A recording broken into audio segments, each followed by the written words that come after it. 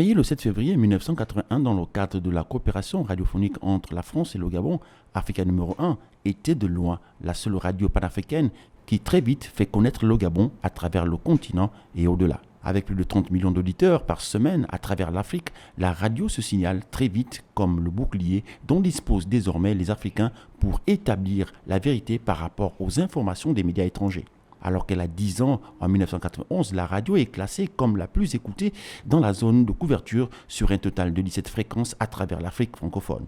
Mais le succès ne durera pas longtemps puisqu'après le départ, au début des années 2000, de la France qui détenait 40% des capitaux à travers la société financière des radiodiffusions, commence la descente aux enfers de l'entreprise. Si l'arrivée de la Libye avec ses 52% de parts d'action est vécue comme un pourcentage de soulagement, celui-ci ne tardera pas à apporter lui aussi des problèmes avec le conflit libyen ayant conduit au décès du président Kadhafi.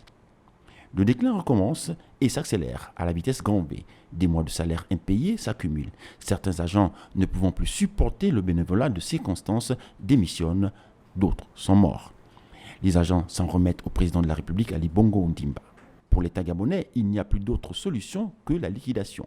Mais alors que la procédure est lancée, les agents, toutes catégories confondues, comme liés intimement dans le dénuement et l'oubli avec la radio, faute de moyens pour se soigner, se loger, se nourrir et scolariser leurs enfants eux-mêmes progressivement avant d'avoir reçu le règlement de leurs droits légaux, car les choses traînent depuis des années. Africa numéro 1, dont le tam-tam à jamais silencieux cesse de retentir au nez et à la barbe des plus hautes autorités.